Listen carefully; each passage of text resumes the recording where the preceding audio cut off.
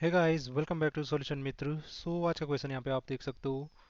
In the given diagram X Y parallel Q Q P Q sorry, find M X यानी measurement of X and Y degree. Okay, यहाँ पे देखो x degree ये दे रखा है, Y degree ये दे रखा है, मुझे इन दोनों की वैल्यू को फाइंड करना है। अब मुझे दिया हुआ है कि जो एक्स वाई है और पी क्यू है ये दोनों लाइन एक दूसरे के समांतर है। ठीक है। तो यहाँ पे देखो भाई, जब भी हमारे पास दो ऐसे समांतर रेखाएं होती हैं, है कि नहीं, तो उनको जब एक तिर्यक रेखा यानी कि ट्रांसवर्सल लाइन काटती है जब दो पैरेलल लाइंस को, तो यहाँ पे जो एंगल्स बनते हैं उनके कुछ पेयर्स बनते हैं। जैसे कि यहाँ पे ये एक बना दिया मैंने, ये दो बना दिया, ये तीन बना दिया, ये चार बना दिया, है ना। और ऐसे यहाँ पाँच छः, ये वाला सात, ये वाला आठ। तो यहाँ पे देखो जो दो और आठ होंगे वो बराबर होंगे, क्यों, क्या है, करस्पॉन्डिंग है। ऐसे ही ये पाँच वाला इस एक के बराबर होगा, है ना। और ये छः वाला इसके बराबर होगा, यहाँ पे चार था ये, ठीक है। और ये सात वाला तीन के बराबर होगा, ये करस्पॉन्डिंग पेयर है। और अल्टरनेट एंगल भी बराबर होते हैं। अल्टरनेट यानी कि इसको छोड़ के बाहर के, अगर दो प्रकार के अल्टरनेट बनेंगे हमारे पास ना।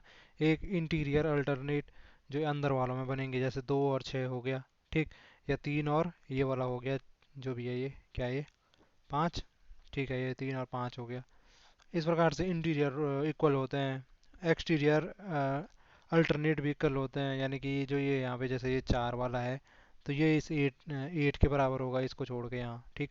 ऐसे बनते हैं। एक यहाँ पे ऐसे बनता है कि जब दो लाइन क्रॉस कर रही हैं, जैसे यहाँ पे कर रही हैं, तो ये वर्टिकली अपोजिट ये भी क्या होते हैं, इक्वल होते हैं।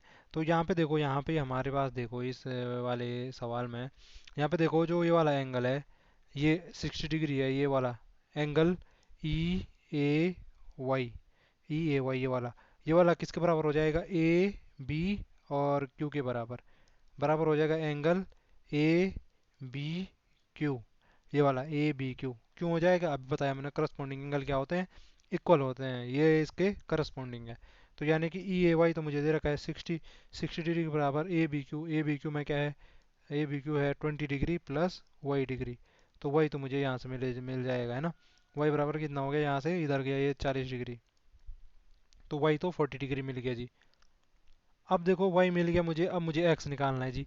अब यहाँ पे देखो, ये वाली जो लाइन है, ये वाली लाइन देखो एक सीधी लाइन है ना, तो एक स्ट्रेट एंगल बना रहा होगा, यानी कि यहाँ पे 180 डिग्री बन रहा होगा। 180 डिग्री बन रहा होगा जिसमें ये पूरा एंगल कौन सा वाला, E A B, angle E A B बराबर तो 180 डिग्री होगा। यानी ये क्या है, ये एक सीधी सरल रेखा वाला एंगल है ना, सरल कोण बोलते हैं इसे हिंदी में, और स्ट्रेट एंगल इंग्लिश में 180 डिग्री का। तो इसमें से मैं मुझे ये दो पता है कि 60 और 35 ही है, तो बाकी बचा हुआ जो है वो यही होगा, ठीक है। यानी कि मुझे अगर ये वाला निकालना है, ये एंगल एंगल कौन सा है, बी ए क्यू, ये वाला एंगल, एंगल बी ए और डी, ये वाला एंगल निकालना है, तो ये क्या हो जाएगा, 180 में से क्या माइनस कर दूंगा मैं, ये 60 और 35 माइनस कर दूंगा, ठीक है जी। तो ये हो गया, कितना हो गया, 180 में से 60 गया, हो गया 120, 120 में से 35 गया जी, हमारा ये हो गया 85 डिग्री। 85 डिग्री ये मेरे को मिल गया 85। अब देखो ये हमारे पास एक ट्रायंगल बन रहा है, कौन सा ट्रायंगल बन रहा है, ए बी डी वाला triangle, A B D.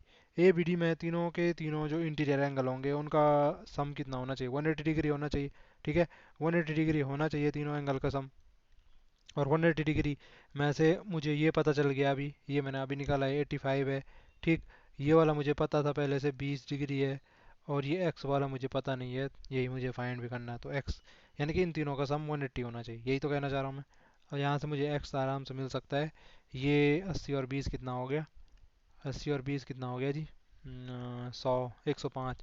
105 minus करूँगा मैं इसमें से, तो एक्स बराबर कितना आया जी, 180 में से 105 गया 75 डिग्री, 75 डिग्री, ठीक। एक्स बराबर 75 डिग्री आया, वाई बराबर 40 डिग्री आया। तो दोनों को इस प्रकार से आसानी से कर सकते थे। आज के लिए इतना ही, फिर मुलाकात होगी अगली वीडियो में, तब तक के लिए bye bye and take care.